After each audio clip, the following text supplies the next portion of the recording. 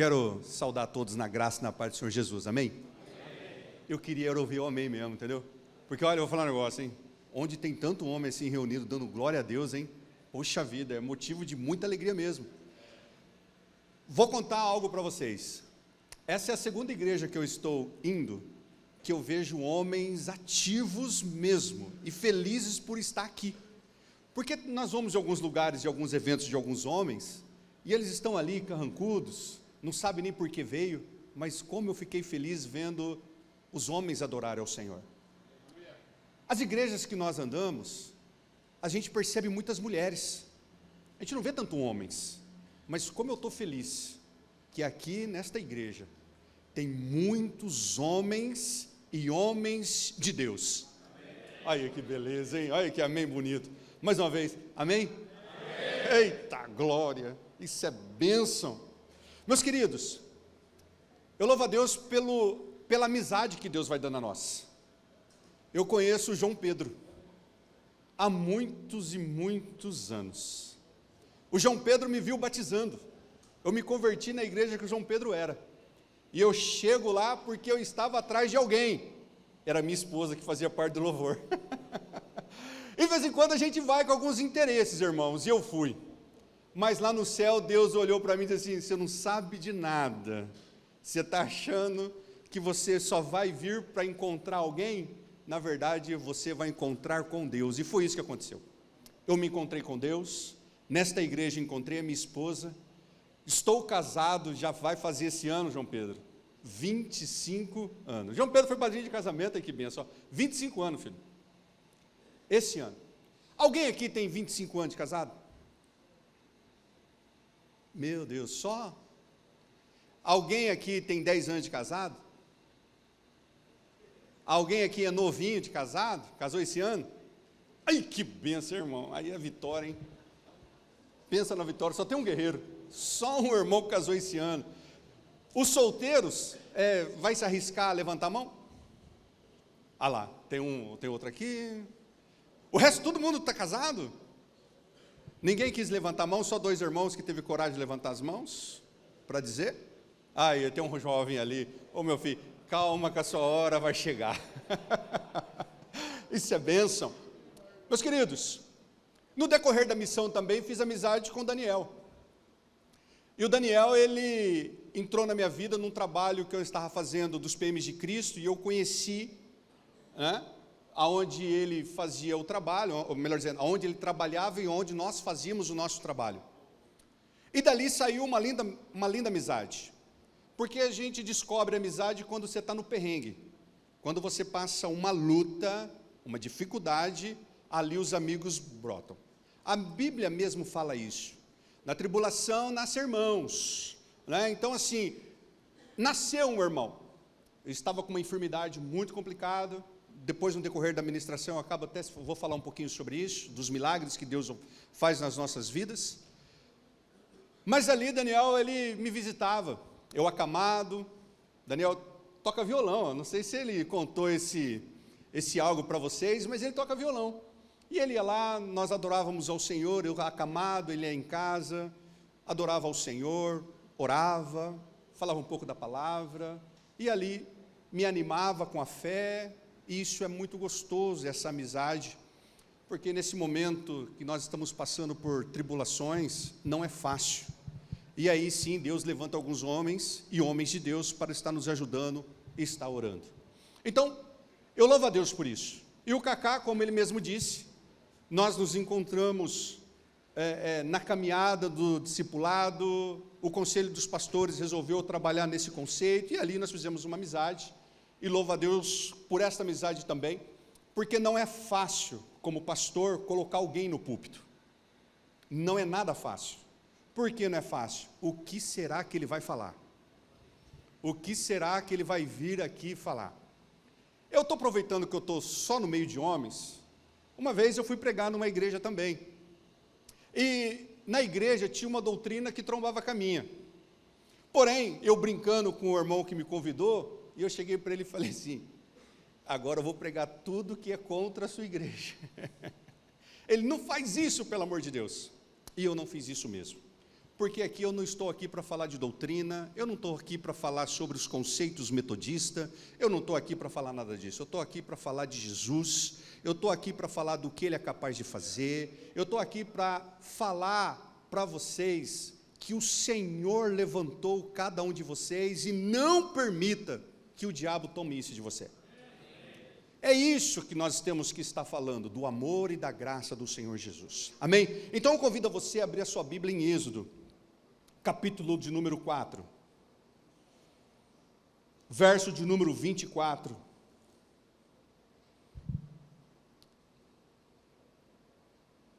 Êxodo 4. Deixa eu fazer uma pergunta. Alguém está com Bíblia aqui? Olha só, hein? Que benção, né? O papel não falha nunca, não trava, é uma benção, rapaz. Mas vamos que vamos.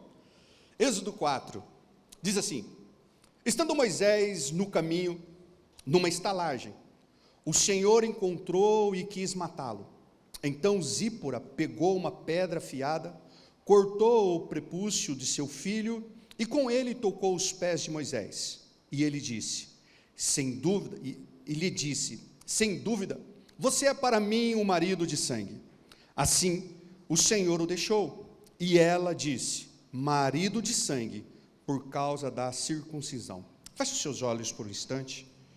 Pai, eu quero glorificar o Senhor nesta noite. Obrigado porque até aqui o Senhor tem nos ajudado, até aqui o Senhor tem dado a cada um de nós o necessário para as nossas vidas. E eu quero glorificar ao Senhor, porque o Senhor tem falado aos nossos corações. Pai, que a Tua bênção esteja sobre este lugar, sobre cada homem que está, sobre os seus familiares que estão nas suas casas, filhos, filhas. Pai, em nome de Jesus, cuida e guarda de cada um deles, em nome de Jesus. Essa é a nossa oração, porque o Senhor é um Deus que fala e através da sua palavra traz cura, restauração, libertação. Nós glorificamos ao Senhor nessa noite em nome de Jesus. Amém. Glórias a Deus. Meus irmãos, eu quero falar um tema hoje que Deus tem tocado ao meu coração. Eu já ministrei isso uma vez com os homens da nossa igreja, e eu quero também aqui ressaltar essa importância quando o homem não cumpre a sua parte. O perigo do desprezo. Quando o homem não cumpre a sua parte. O perigo do desprezo. Se você parar para analisar um pouco esse texto de Êxodo 4, e voltar um pouquinho atrás, você vai ver que Moisés, ele vai nascer no Êxodo capítulo 2. E ele vai nascer de uma forma muito corajosa dos seus pais. Porque existia uma lei muito clara no Egito dizendo, todos os homens que nascerem, mate. Mesmo assim, os seus pais coabitaram, e a sua mãe teve uma gestação. Naquele tempo não existia ultrassom, não sabia-se o que ia vir, não sabia se era um homem ou se era uma mulher, mas a lei do Egito era clara, que as parteiras tinham por obrigação, nasceu homem, mata, nasceu mulher, deixa viver. Quando a mãe entra em parto, sai o menino, eles escondem essa criança. Alguém está com recém-nascido em casa? Por aqui, por esse tempo, alguém está com recém-nascido em casa? Ninguém? Ninguém? Alguém está com uma esposa grávida, gestante? Ok. Oh, o irmão casou esse ano, irmão, benção, hein, Vi? Desculpa. Mas percebe-se que o restante dos irmãos aqui, que já é pai, percebe-se que quando nasce uma criança, se for uma criança que chora muito, não dá para segurar. Não dá, porque chora demais. O meu filho chorou muito. Eu saía para trabalhar, meu filho estava chorando. Eu voltava do serviço, meu filho estava chorando. E aí chorava a esposa junto, porque ela não sabia o que fazia. Aí eu pegava a criança, levava para o hospital. No caminho do hospital ele dormia. Chegava no hospital, o médico falou, o que está acontecendo? Ele está chorando. Aí o médico dizia assim, existe criança que chora e a que não chora, a sua é que chora. E chorou durante esse tempo todo. Os vizinhos ficavam preocupados, dizendo assim, meu Deus, o que acontece com essa casa, que essa criança chora muito? Agora eu te pergunto, como é que alguém em tendas conseguia esconder uma criança? Mas os pais conseguiram essa proeza por 3 meses, ocultar. E eles têm uma ideia, joga Moisés, faz uma forma para que a filha de Faraó vai tomar conta de Moisés. Moisés, ele vai entrar agora num patamar elevadíssimo. Ele sai da pobreza, da necessidade, das tendas, e agora ele vai morar no palácio. E lá ele vai ter as maiores regalias, lá ele vai ter os melhores ensinos, lá ele vai ter tudo do bom e do melhor. Nada vai faltar para a criança Moisés, para o adolescente Moisés, para o jovem Moisés, para o homem Moisés. Nada falta para ele. E ele era chamado filho da filha de Faraó. Provavelmente Moisés poderia ser o próximo Faraó. Porque se morresse o Faraó e se não tivesse nenhum ali, provavelmente Moisés seria o Faraó do Egito. Mas Deus tinha um plano. E um plano ainda que não tinha sido revelado a ele. E quantos de nós também temos planos? Deus tem um plano para cada um de nós, amém, irmão? Você crê nisso? Antes mesmo de tudo ser formado, Deus já sabia o seu nome, você crê nisso? Então você imagina essa cena e começa a analisar como é que Deus vai tratando as coisas. Deus vai pegando Moisés e vai fazendo com que Moisés vai crescendo em estatura, em conhecimento. Ele vai ficando um homem culto, domina tudo ali.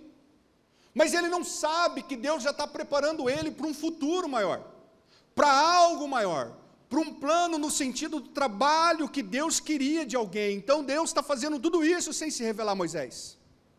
Um belo de um dia, Moisés, ele mata um egípcio. O egípcio está subjugando um hebreu e há uma confusão ali, e ele mata. Porém, quando descobre que ele cometeu esse assassinato, ele foge. E ele vai fugir para um deserto. E quando ele foge, a sua idade é aproximadamente de 40 anos, e agora ele vai ficar mais outros 40 lá no deserto. A idade, o ministério de Moisés, melhor dizendo, a vida de Moisés, ela é bem emblemática, né? 40 anos no Egito, 40 anos no deserto, 40 anos no deserto de novo, mas agora como líder. 120 anos ele vai. Mas aí você vê agora Moisés indo para o deserto. Chega no deserto, ele vai agora construir uma família. Ele vai casar com uma moça chamada Zípora. Tem o seu pai, Jetro, e assim sucessivamente, mas é de uma outra cultura também. Moisés está seguindo a vida dele. Mas um belo de um dia, Deus manifesta a ele. Há uma manifestação sobrenatural no capítulo 3. Uma sarça começa a pegar fogo, mas não se consome. Ela brilha, ela dá caloria, ela dá tudo, o jeito que vai ser consumida, mas não consome. E ele vai ver o que está acontecendo. E quando ele chega, ele ouve uma voz. E ali Deus então começa a falar com Moisés. E ele então, Deus começa a dizer qual era o plano que ele tinha para Moisés. Moisés, ele era alguém que agora vai ter a sua história mudada. As suas atitudes agora vai ser mudada. Por que vai ser mudada? O Egito estava fazendo com que os hebreus estivessem passando mais dificuldades ainda. E os hebreus começaram a orar a Deus pedindo um libertador. E a palavra de Deus fala que Deus se lembra da aliança que ele tinha com Abraão, com Isaac, com Jacó. E agora Deus então levanta um libertador. E esse libertador é nada mais, nada menos do que Moisés. Alguém que estava no deserto. Deus se revela a Moisés. E fala para Moisés e começa a articular com Moisés o que ele vai fazer. Moisés entra em desespero. Moisés não quer saber disso. Ele acha que é muito penoso, muito difícil. Por quê? Porque ele sabia como é que era o Egito. Então Deus começa a se revelar a ele. Pega esse cajado, joga no chão. O cajado vira em uma serpente. Pega no rabo da serpente, a serpente volta ao normal. Põe a mão dentro do seu peito, ele coloca, a mão sai toda leprosa, põe de volta, a mão sara. Moisés vê que não tem mais como escapar, porque ele reconhece que é Deus mesmo na sua vida, falando e orientando. Moisés então, agora ele toma uma decisão, vamos embora. O Senhor está comigo, o Senhor vai libertar esse povo, agora minha vida vai que vai agora. agora eu vou até o Egito, e agora vai fazer acontecer, porque Deus está comigo. Mas quando nós vemos esse texto que nós acabamos de ler, no verso 24, olha só o que a palavra de Deus fala, diz assim,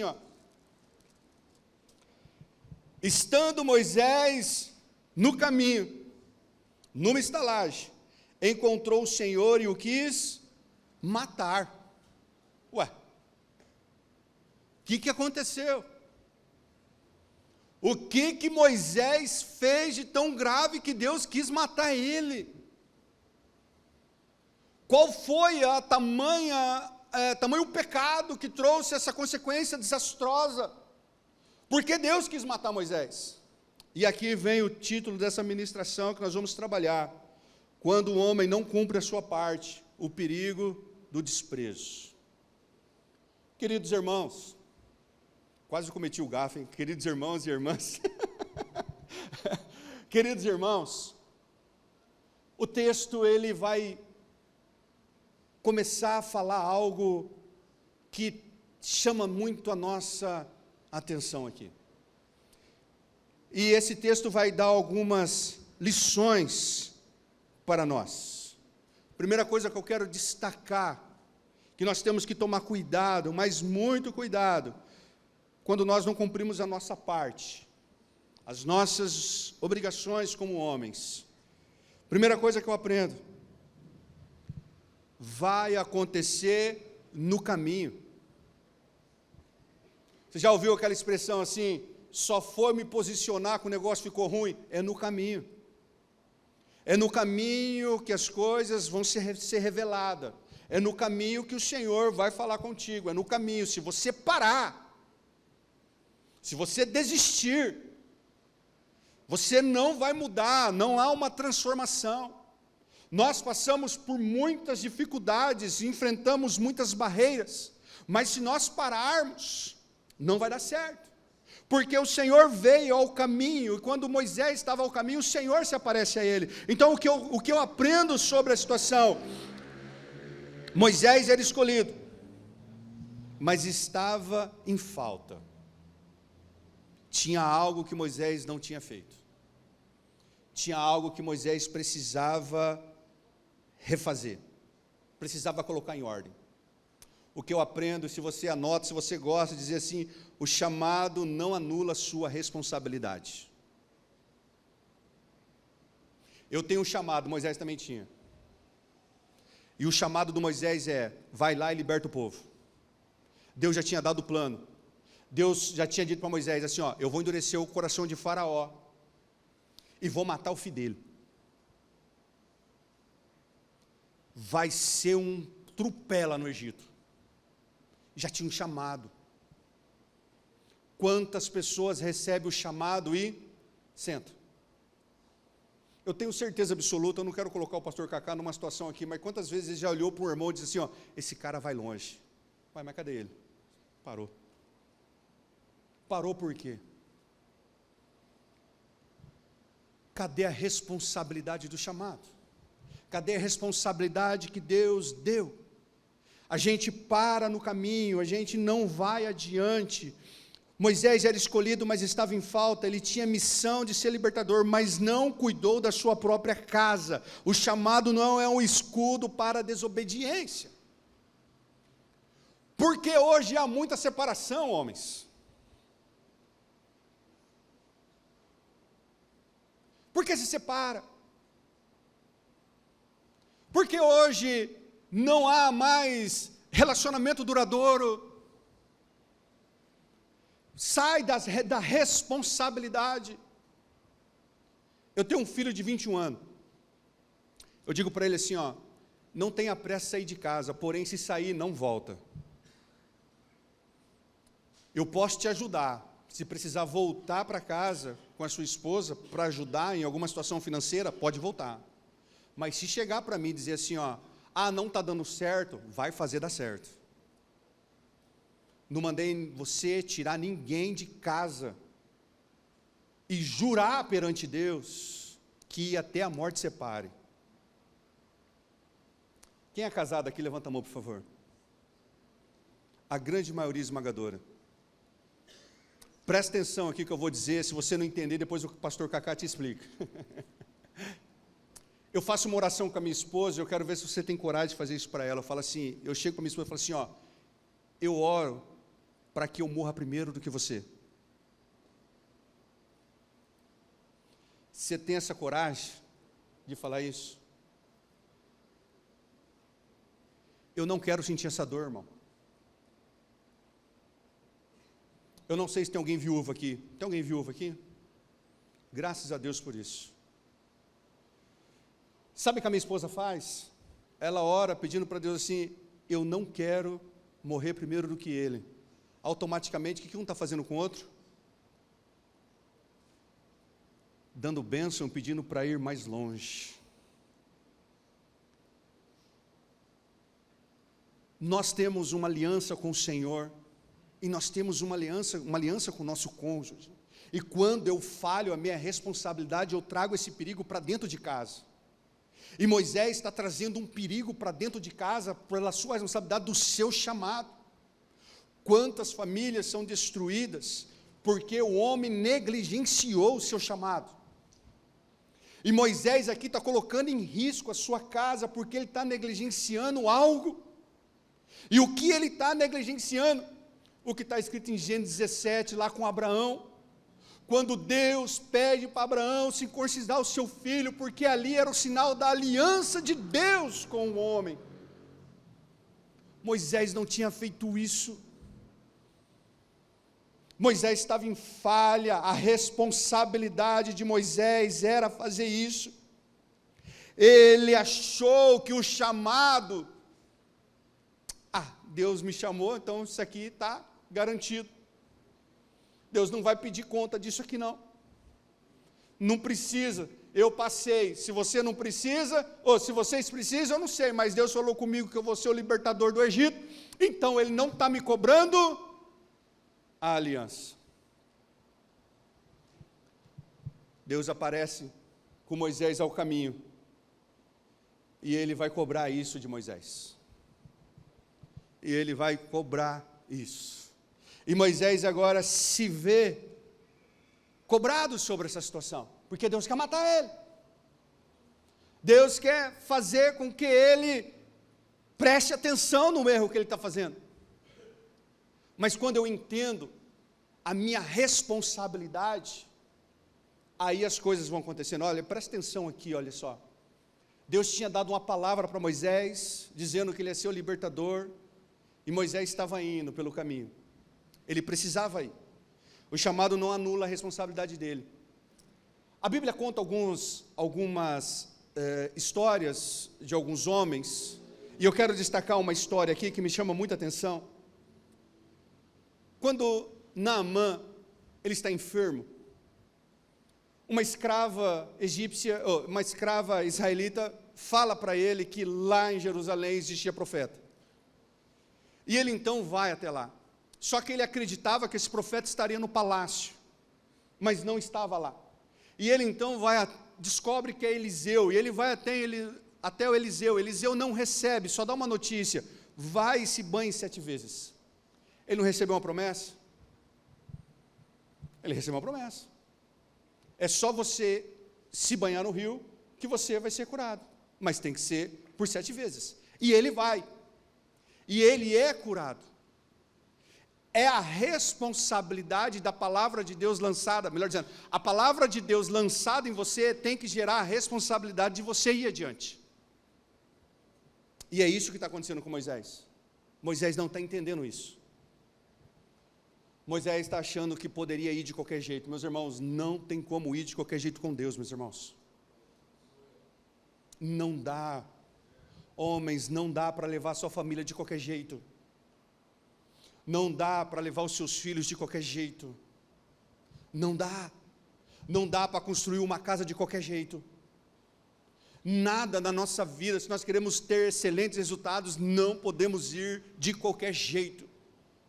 E Moisés estava indo de qualquer jeito.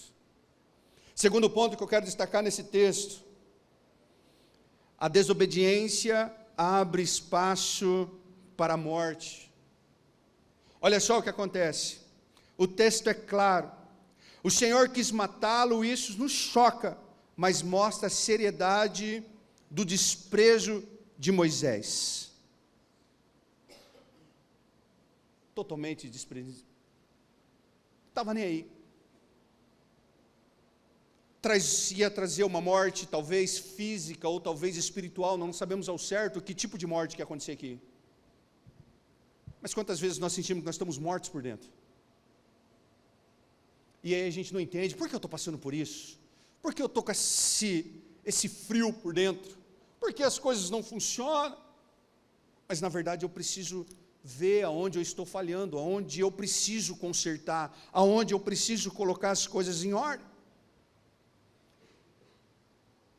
Tem algo na Bíblia que me chama a atenção. O povo de Israel, eles clamavam para ter um rei, porque todas as nações tinham rei. Ele queria rei de tudo quanto é jeito, e eles então levantam um rei. Deus permite com que Saul se torne rei, Deus levanta ele, Samuel vai lá, unge, e assim começa a dinastia dos reis. Saul está indo bem para Dedéu, gente. Estava fazendo o que era correto, estava vencendo, estava ficando famoso, conquistando o território, era um rei que chamava atenção, montado no seu cavalo, tudo estava dando certo ali, até quando ele começou a fazer alguns erros, e uns erros que ele julgava ser normal. O primeiro erro foi fazer função de sacerdote. Samuel estava demorando para chegar numa batalha. Saul viu que o exército estava escapando. E ele então, para que o exército não se escapasse, porque eles queriam fazer o sacrifício para ir para a guerra, ele então resolve fazer o sacrifício. Quando Samuel chega, ele, de vez de falar para Samuel que ele tinha cometido tal erro, ele questiona Samuel. Logo em seguida, ele comete um outro erro. Mas presta atenção nesse erro aqui, eu quero ressaltar algo aqui. A Bíblia fala que a tropa estava ficando dispersa. Então, para que a tropa não ficasse dispersa, Saul resolveu fazer o sacrifício para chamar a atenção daquele povo. Sabe aquele negócio, entrando na onde que você não devia entrar? Buscando prova com a própria mão, buscando luta com a própria mão. Foi isso que Saul fez com a vida dele. Buscou reprovações, ele foi reprovável perante Deus, porque ele tomou algumas atitudes erradas, mas não bastante. Saul faz outra situação terrível, onde Deus fala assim, eu não quero mais saber dele, ponto final, me afasto dele, a minha presença não está mais com Saul, ele toma uma atitude assim, Samuel chega para ele e fala assim, Saul, você vai, Deus falou para mim que os amalequitas, você vai até eles lá, vocês vão matar com tudo, você vai acabar com o rei, você vai acabar com todos eles, vai acabar com tudo, não traz ninguém como escravo, mata tudo, não traz nenhum animal, mata tudo, não traz riqueza, destrói tudo, nada vezes nada, não faça nada, só destrua tudo. Saul chega lá, pega o rei e leva o rei como escravo. Viu que lá tinha uns gados gordos, ovelhas bonitas, pega também. Os despojos que o exército ia encontrando, pega também. Samuel chega, Saul, vitória. Samuel pergunta, o que é isso que eu estou escutando? A partir de hoje, a presença de Deus não é mais com você. Ali acaba a presença de Deus na vida de Saul, porque Saul desobedeceu, e essa desobediência trouxe espaço à morte. O que não dizer da história de, deixa eu ver aqui, deixa eu lembrar aqui, o que não, da história de Acã, a mesma coisa. Não pegue nada, acabem com tudo, mas ele encontrou joias. O que aconteceu? Morreu ele, a sua casa, os seus parentes, morreu todo mundo, a sua dinastia acabou, por causa de um erro, por causa de uma desobediência, a qual Deus tinha dado muito claro para eles: homens que vivem superficialmente, sem disciplina de oração, de jejum e de estudo de palavra. Meus irmãos, nós temos que ler, nós temos que buscar Deus, nós temos que orar, nós temos que jejuar, nós temos e precisamos fazer isso. Líderes que cumprem compromisso apenas por obrigação, mas sem coração entregue, o que adianta isso? A negligência espiritual abre brechas para fracasso, perda da comunhão e morte da fé. Moisés estava pronto para ir para o declínio, prontinho. Só que aí vai acontecer algo que vai me chamar a atenção, que é o terceiro ensino. A família sofre quando o homem falha. A família sofre quando você falha. E isso é algo muito grave. Meu pai, ele foi um homem alcoólatra. Acho que quando João Pedro conheceu, ele tinha parado, né, João Pedro? Meu pai bebeu muito.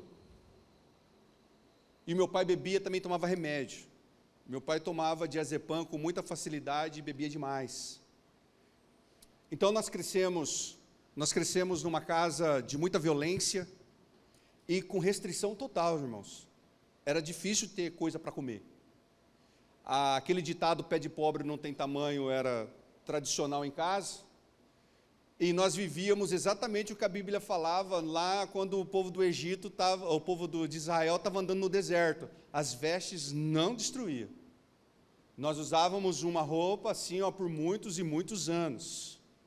Não tinha como acabar. Nós tínhamos que usar ela tudo quanto é jeito. Tinha hora que nós tirava, ela ficava em pé, assim, quietinha lá, porque tanto que a gente usava.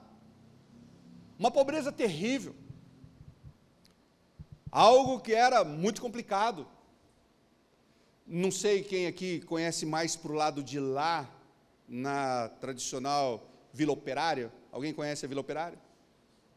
Olha lá, alguns irmãos lá do fundo, aqui. Mas você conhece na época que o lixão era lá? O lixão era atrás do postinho de Guanabara, do antigo postinho de Guanabara, ali entre o Guanabara, a Vila Operária, a Vila Angélica, ali tinha um buracão, o lixão era ali. E eu lembro como se fosse hoje, dia de quarta-feira era o dia que vinha o resto do Ceasa. Porque o Ceasa não era tão grande, ele era desse jeito, mas não era tão movimentado do jeito que é hoje. Então, na quarta-feira, melhor dizendo, vinha os caminhões que vinham do Ceasa jogar o resto que tinha para lá no lixão. E antigamente o coletor de lixo era Bertoneira, alguém lembra disso? Cara, eu estou velho, né, meu? Barbaridade. Eram as bertoneiras assim, que ia rodando, não sei das quantas. Então eles chegavam lá. E nós tínhamos uma tia que morava no quarteirão, assim, do quadrante do lixão. E por muitas vezes, não foi uma vez não, por muitas vezes nós íamos lá, que era a única opção que nós tínhamos para comer fruta. Então nós pegávamos fruta lá. Mas por que eu estou falando isso? Quando o pai falha, a família paga o preço. Quem falhou foi meu pai com a bebida. E quem pagou o preço? Eu não tinha nada a ver com isso. Meu irmão mais velho, nada a ver com isso. Meu irmão mais novo, então, piorou. Nada a ver com isso. E nós pagamos esse preço. E nós íamos lá, e nós pegávamos. Hoje, meus irmãos, se cai um negócio no lixão, não quer comer. Nós pegávamos o negócio do lixão, rapaz, não tinha bactéria. Bactéria, o que é bactéria? Pegava, cortava assim, chape, e vamos pro peito. Claro que a gente lavava, tá, irmãos? Mas assim, não lavava daquele jeito que tem que mandar até hoje, com jogar um pouquinho de vinagre, alguma coisinha. Não, lavou, viu que está limpo, peito, comia. Por isso que a barriguinha era daquele jeito, assim, de vez em quando tinha que tomar escaridinho infantil. Agora eu vou contar um negócio que só os mais antigos vai saber. Bom, não tem mulher aqui mesmo. Quem é do tempo das cobrinhas? Vocês lembram disso? Nós sofremos, bicho. Na nossa geração era terrível, rapaz. Para quem não entendeu, os vermes saíam, gente, de nós. Isso não é esse tempo não, Cacá? Já é desse tempo também? Nós tínhamos que tomar escaridil, porque nós era criança, então tomava escaridil infantil. Porque os vermes saíam aonde tinha buraco, gente. Então saía por trás, saía pela boca, porque o negócio era feio. Pelo nariz. Isso é quem experimentou a pobreza. Quem experimentou a pobreza passou a ser puro. Então, pela falta que o meu pai teve, de tomar a disciplina, de fazer o que era correto. E meu pai também não era muito ligado ao trabalho, porque ele perdia muito o serviço por causa da bebida. E quando ele se liberta, ele usava uma frase dizendo assim, ó, nós não podemos começar com um gole. Porque a partir do momento que nós der o primeiro gole, vai ser o copo, vai ser a garrafa, e vai ser o engradado, não vai ter conversa. E não vai ser mais um dia, vai ser todos os dias. E isso se tornou um pesadelo para ele, um vício para ele. E era muito complicado. Então nós vivemos dentro disso, dessa realidade. Hoje, meus irmãos, quando eu vou ao mercado, isso aqui é um testemunho que eu gosto até de dar. Quando eu vou ao mercado, eu pego aquela maçã, que eu sempre comi estragado, eu compro, levo para casa, só para poder, quando abrir a geladeira, falar assim, eu venci, está ali. Hoje eu não preciso comer mais nada do lixo. O meu filho não precisa passar esse apuro. Porque não foi porque meu pai errou, que eu vou errar também. Eu tinha uma escolha a fazer. Ou eu sigo o caminho dele, ou eu sigo outro caminho. E eu optei em seguir outro caminho. A vida, ela pode ser pesada, meus irmãos, para alguns aqui. Talvez eu contando isso para você, deve estar entendendo perfeitamente, dizendo assim, eu vivi exatamente isso. Todo dia que chegava em casa, o pai brigando com a mãe, querendo matar a mãe, um tropé danado que não tinha fim, sem nada que comer. Uma luta travada. Ninguém convidava para lugar nenhum. Por quê? Porque eram os pobres. Não era fácil.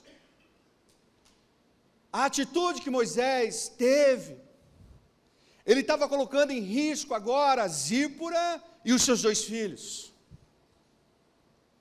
Não coloque a sua esposa em risco, meus irmãos.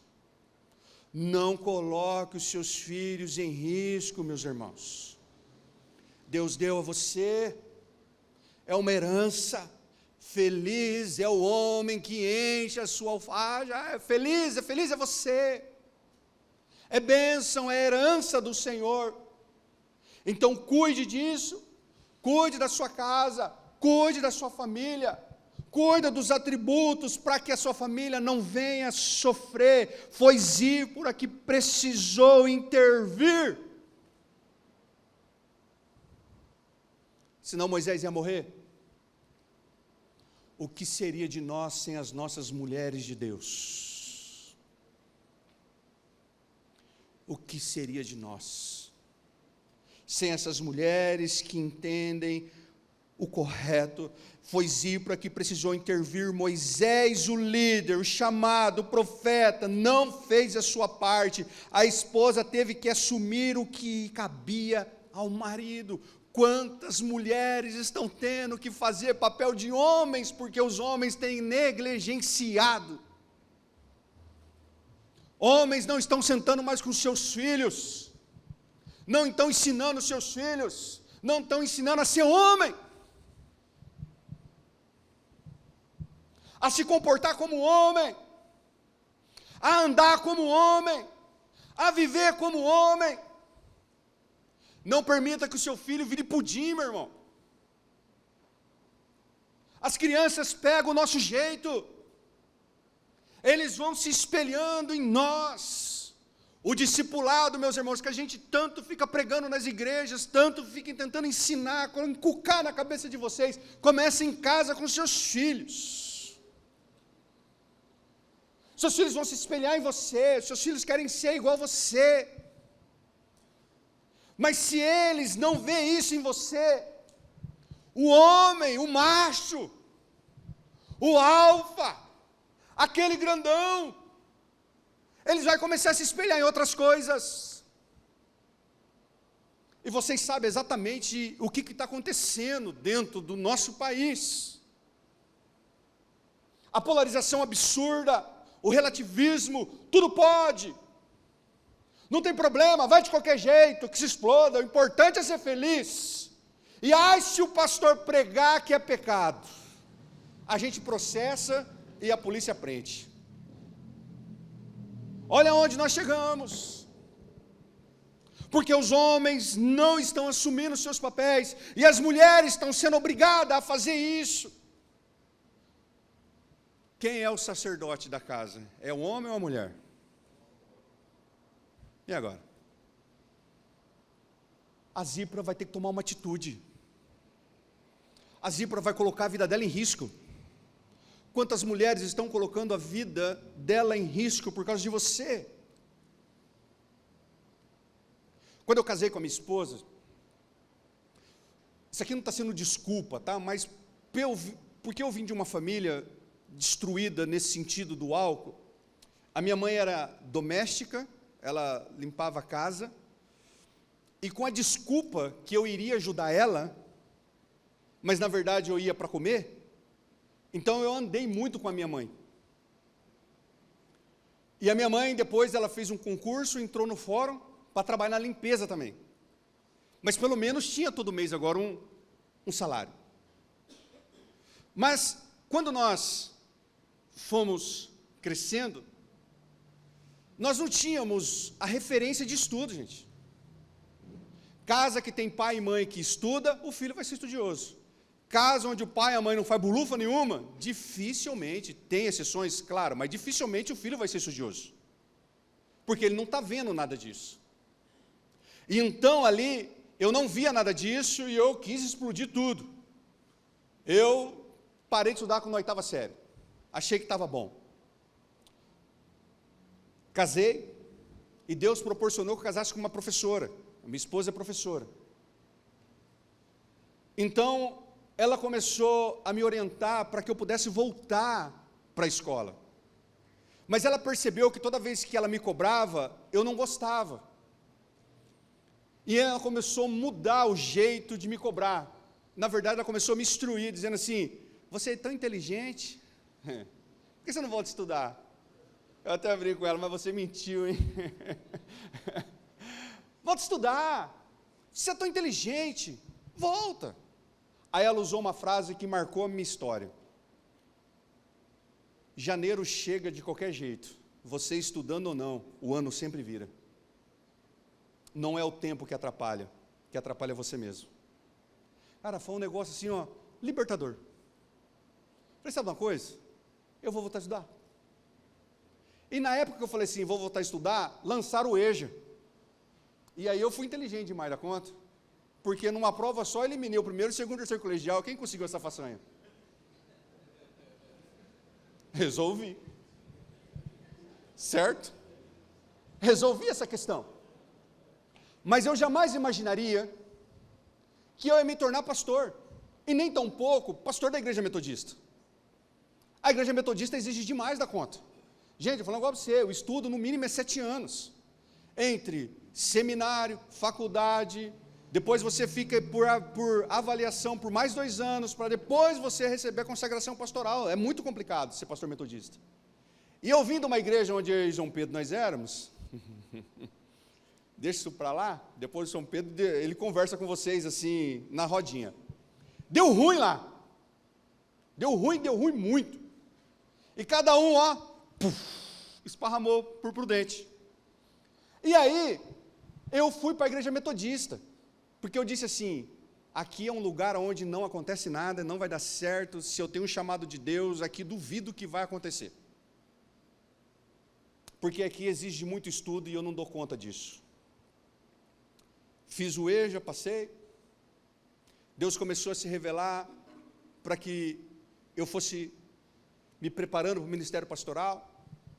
Fui para o seminário, fui aprovado no seminário. Porque nós temos um defeito, né, meus irmãos? Pastor Cacau, eu vou acelerar. A gente tem um defeito. A gente, quando vai fazer alguma coisa, a gente olha ao redor e fala assim, vixe, é muita gente qualificada. Gente, mas guarda isso no coração. Quando Deus tem uma promessa para você, pode estar o Einstein do seu lado. A promessa não é dele, é sua. E quando eu fui fazer o seminário da igreja, cheguei lá, rapaz, pessoas que falaram, não, eu sou formado em tal coisa, eu sou formado não sei o quê. Eu falei, meu Deus do céu, eu vim com EJA. Sabe quando você vai fazer um concurso, você chega na sala assim, tem algum japonês aqui? Não, né? Olha lá, tem um lá no fundo lá. Japonês tem a fama, aqui japonês. O japonês tem uma fama de inteligente para dedéu. Ainda mais de óculos, aí pronto, filho. Então, quando você fazer um concurso, entrou numa sala, é uma vaga só, tem um japonês de óculos, pode ir embora, que o japonês já ganhou. Agora, você imagina, eu chego nesse seminário lá, fui. Nós começamos em 40 e qualquer coisa, terminou, porque é sempre assim, começa com bastante, muita gente empolgada, daqui a pouco, acaba. E nós terminamos em 7, eu fui o aprovado, melhor dizendo, 7 aprovados, o restante foi todos reprovados. Eu falei, meu Deus do céu, agora eu tenho que ir para a faculdade. Meu pai, vamos com EJA. Fiz vestibular, passei. Vamos fazer 4 anos de teologia. Gente, eu tinha um computador, isso foi em 2009, eu tinha um computador que o Windows dele era 95. Estava totalmente desatualizado. Nem o Windows 2000 tinha. Nem o Word, rapaz. O negócio era feio de ver, pensa na dificuldade. Mas para que eu queria alguma coisa melhor? Eu só digitava assim, ó. No nosso tempo era datilografia. Quem é desse tempo aí? Nem sabe o que nós estamos dizendo. Só os cabelos brancos, né? Sabe o que é uma datilografia. Né? Então, e com isso as coisas foram indo. 4 anos de faculdade, não fiquei em nenhuma, fiz o TCC, tirei 8,5, minha esposa casca o bico, como é que você faz, você tirou 8,5? Mas eu tirei 8,5, precisava de 7, 8,5, aí que benção, me formei. Porque Deus, irmãos, quando Deus ele dá uma promessa para nós não podemos parar mais, nós temos que continuar, porque quem vai parar é nós mesmos, nós precisamos vencer nós mesmos, porque a palavra já foi liberada, e agora Moisés, ele não está entendendo isso aqui. Zípora precisou levantar, como a minha esposa precisou levantar. Então as mulheres, quando se levantam, irmãos, dá ouvido à sua esposa, irmão. É porque você está falhando, se ela está falando alguma coisa, é porque você está falhando. Preste muita atenção no que ela fala. São mulheres de Deus, são mulheres que têm intimidade com o Senhor. Então nós precisamos estar pronto para isso. Esposas sobrecarregadas por maridos ausentes na oração, no ensino da palavra, na disciplina dos filhos. Ô gente, nós estamos homens bem bananão. Nós precisamos ensinar. Nós precisamos assumir as nossas responsabilidades do dia a dia. Eu fico muito em casa, tá bom? Porque Deus me concedeu a graça de pastorear lá em Pacaembu. Então eu viajo muito, eu fico a semana aqui, que a minha esposa é professora aqui do município, então eu fico aqui, meu filho trabalha aqui, e aos finais de semana nós vamos para lá. Mas lembra que eu disse para vocês que eu tenho um filho de 21 anos? Quando eu recebi a nomeação para ir para Pacaembu, eu cheguei para ele e falei assim, filho, nós temos uma casa aqui, você tem a sua moto, você tem o seu trabalho, você tem o seu sustento, não precisa ir com a gente.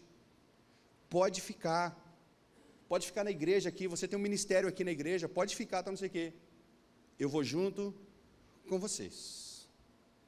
Eu vou na missão que Deus confiou na sua mão. A nossa casa vai junto, nós 3 vamos junto, toda sexta-feira à noite nós vamos para lá. Nós pegamos nosso carro, vamos para Pacaembu, ficamos lá no final de semana e voltamos à noite, no domingo. E sabe qual é a nossa janta? Isso aqui eu estou falando papo sério. A gente chega por volta de umas 11h30 da noite, não tem como fazer janta, a gente pega o miojo, cada um come o seu e vamos dormir com o miojo. Aí essa é a nossa janta de todo domingo. Porque não tem como de fazer algo mais caprichado. Mas nós entendemos que nós precisamos fazer a obra do Senhor, e nós precisamos, como homens, assumir as nossas responsabilidades. Porque as mulheres estão colocando a situação dela em risco. Olha só, ela vai fazer algo que era a função dele. Quantas mulheres estão fazendo coisas que não é da sua alçada, mas estão sendo obrigadas a fazer porque os homens não estão fazendo. Ela vai circuncidar o filho. Ela vai pegar a criança. Melhor dizendo, já é um pré-adolescente ali. Vai pegar o seu crepúsculo, vai fazer uma circuncisão nele. Deus poderia ter matado ela.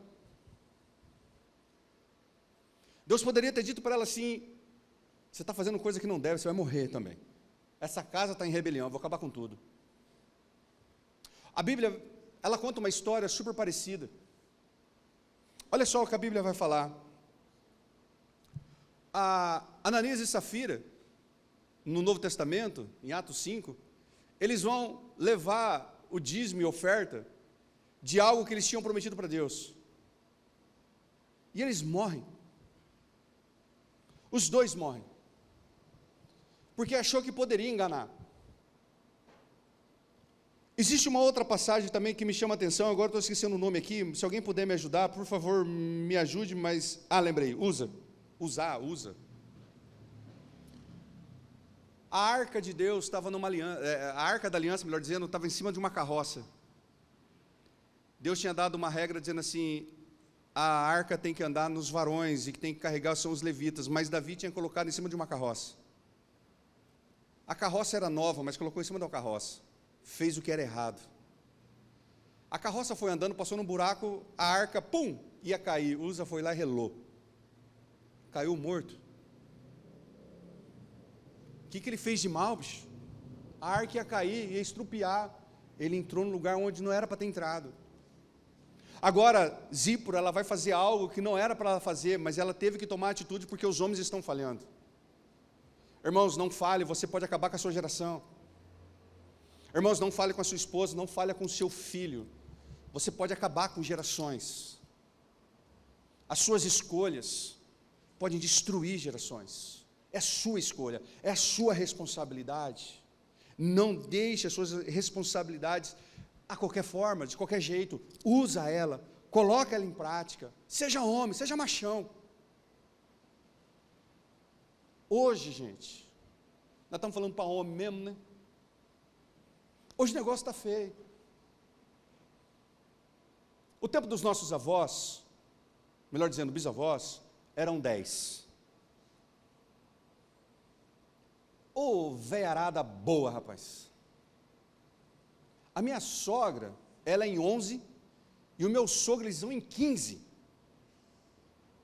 O meu sogro é o terceiro. Quando meu sogro estava fazendo FI, a mãe dele estava gerando o último.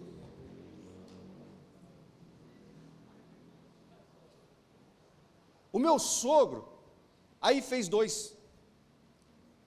Mas o irmão da minha sogra fez 10. Então a geração, ela vem se afinando.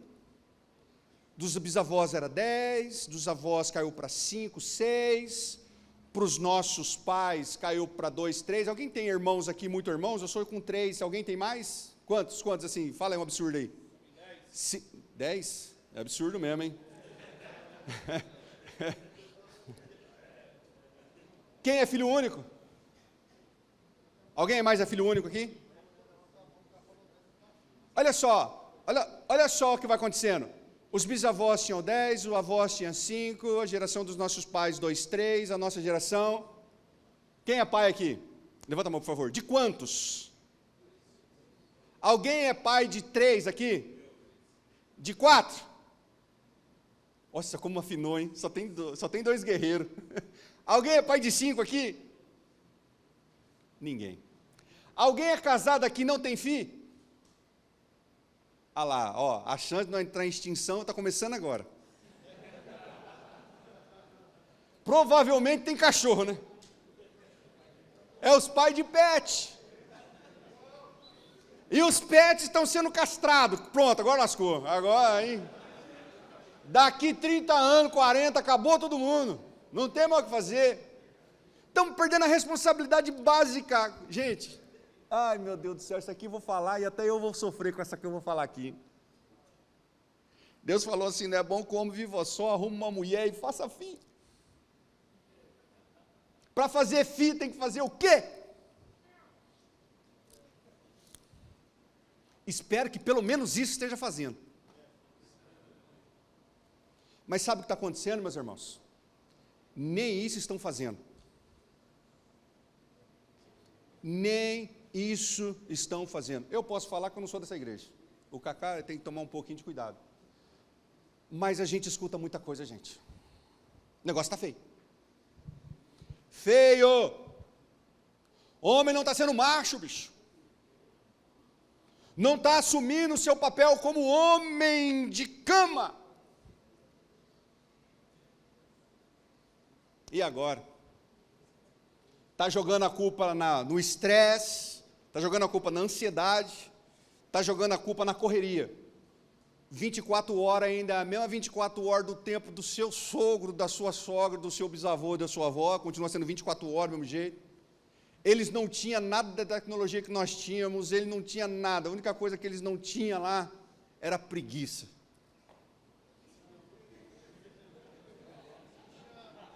Ali vou falar com você, filho. Vou te contar.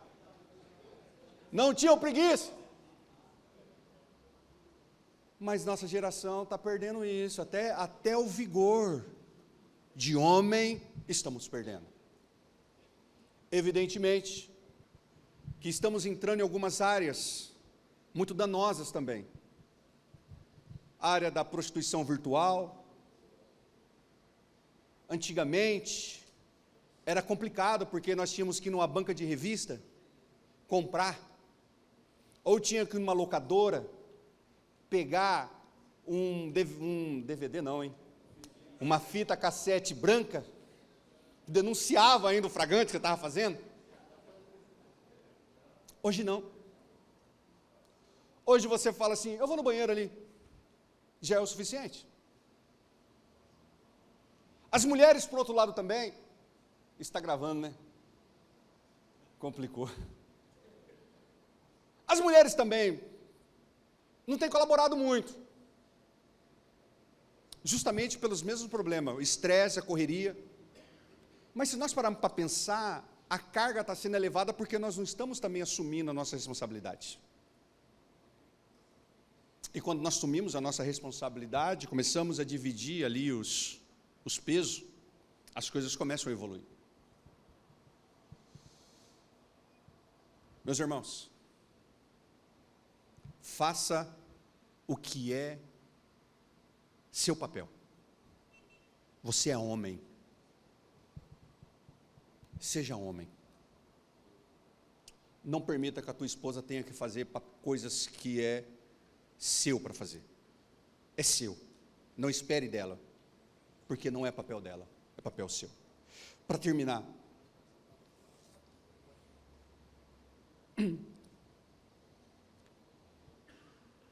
Deus leva a sério o que o homem despreza. Só depois da circuncisão e do sangue derramado é que o Senhor poupou Moisés. Deus não flexibilizou, não disse, deixa para depois. Ele leva a aliança muito a sério. Se você casou, homem, você a partir de agora é um homem casado.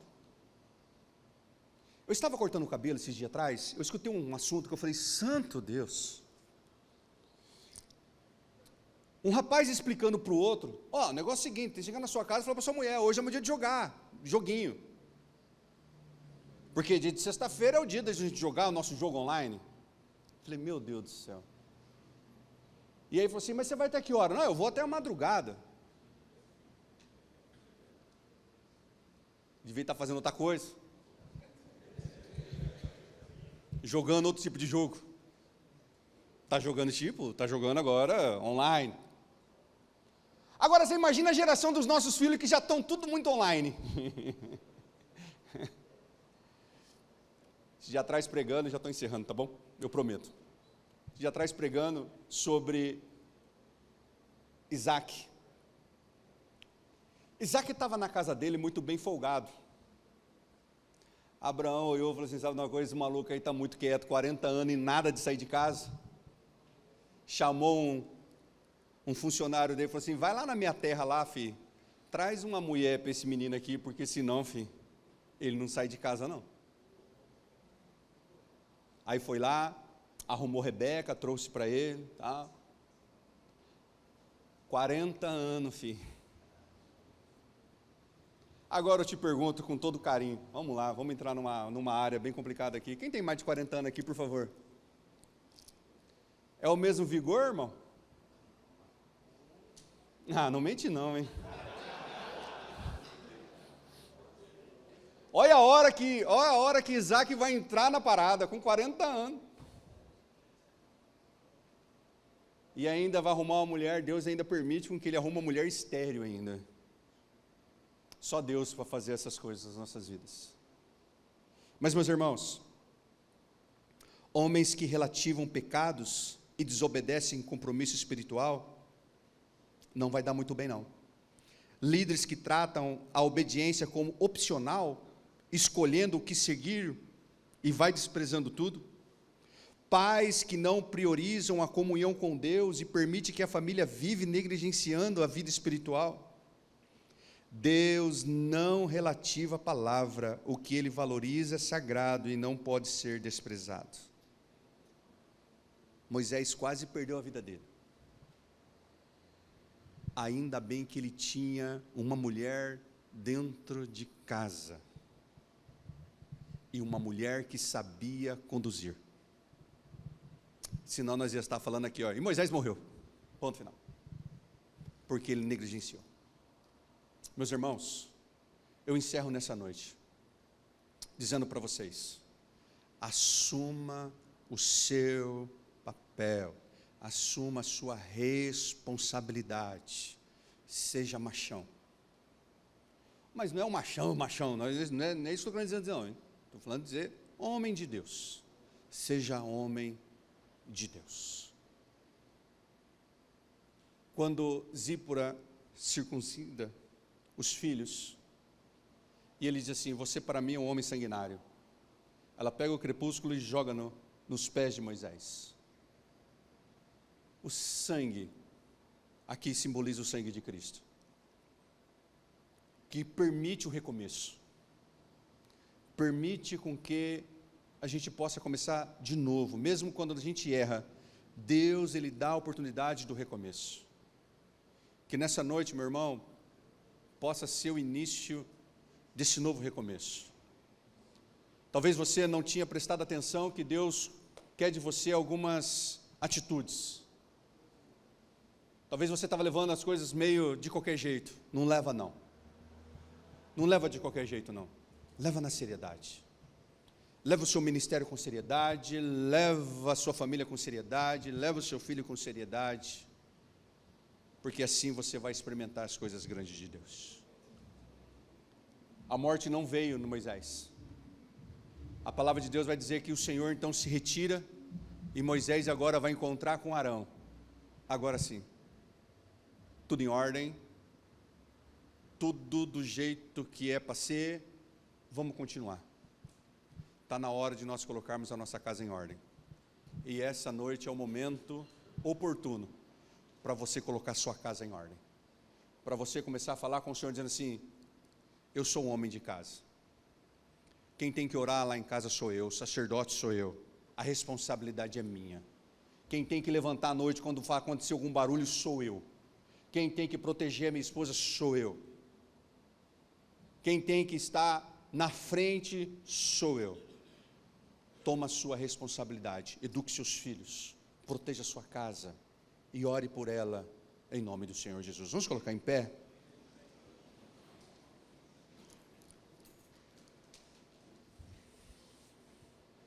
Feche os seus olhos, por favor.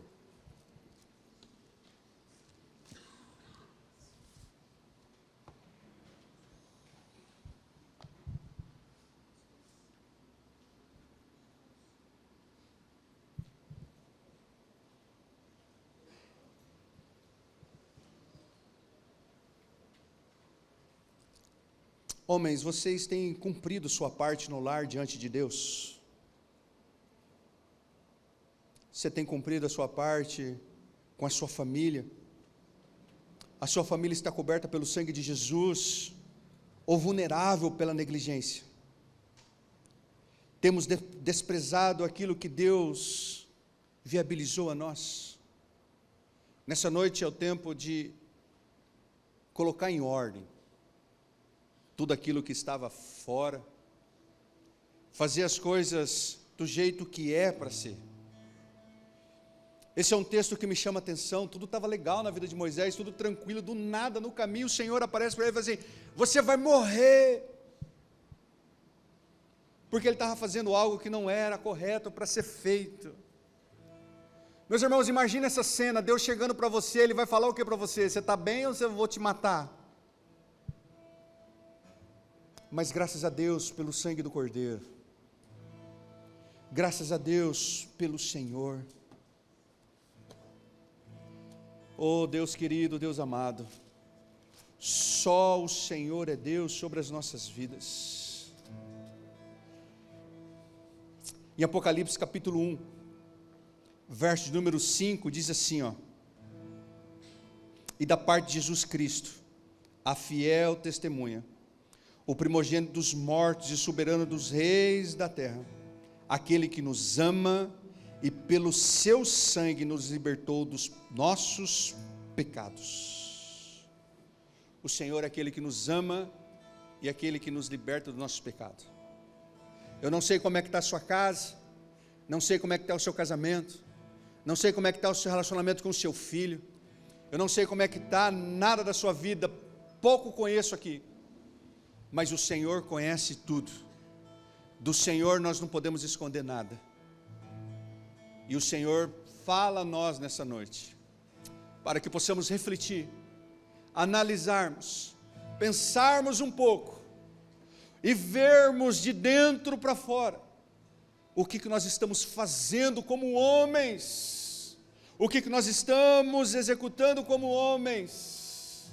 Oh Espírito Santo de Deus, oh o Senhor é o Deus que cura, que restaura, que traz renovo. Oh Senhor amado, nós cremos em Ti, e nós sabemos, Pai, que o Senhor, oh Deus, através do Seu Espírito Santo, oh Senhor, fala conosco nessa noite, ministra os nossos corações, para que possamos continuar, oh Deus, agindo de acordo com a Tua vontade, de acordo com o Teu querer, e nós glorificamos a Ti, Deus, pelo bem que o Senhor tem feito a nós. Santo é o Senhor.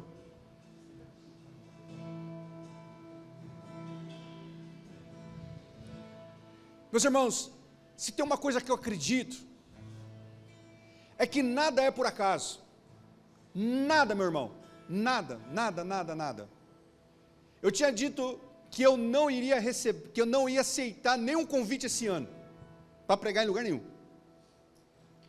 mas aconteceu um negócio em casa, o meu sogro está acamado, e o meu cunhado que me ajuda a tomar conta do meu sogro, que fica ao final de semana, ele sofreu um acidente, quebrou 2 costelas, então sobrou tudo para mim, e aí então eu estou indo no sábado, só para Pacaembu, e isso tem 2 semanas, e foi justamente quando me ligaram falando assim, você não pode vir falar com os homens? Falei, Senhor, se o Senhor não está nessa causa aí, eu não sei o que é, eu vou aceitar e eu vou. Esse ano é a primeira igreja fora da qual Deus me deu a oportunidade de pastorear, que eu estou pregando, e eu acredito fielmente, irmãos, que o Deus Todo-Poderoso está neste lugar. O Deus Todo-Poderoso está dando oportunidade do recomeço. O Deus Todo-Poderoso não vai te matar, meu irmão, porque nós vivemos agora num tempo da graça redentora em Cristo Jesus, que permite com que nós possamos começar de novo. Comece, irmão, tudo fez parte da sua história, irmão, é seu testemunho até hoje, os seus erros, o seu fracasso, faz tudo parte agora do seu testemunho, do seu recomeço. Não importa que você fez a faculdade através de EJA, que importa isso? O que importa é que Deus está aqui, o que importa é que Deus te chamou você para estar aqui, o que importa é que Deus te lembrou que a responsabilidade é sua, Vamos adorar o Senhor, e aí nós vamos para as nossas casas, cientes que o Senhor falou conosco.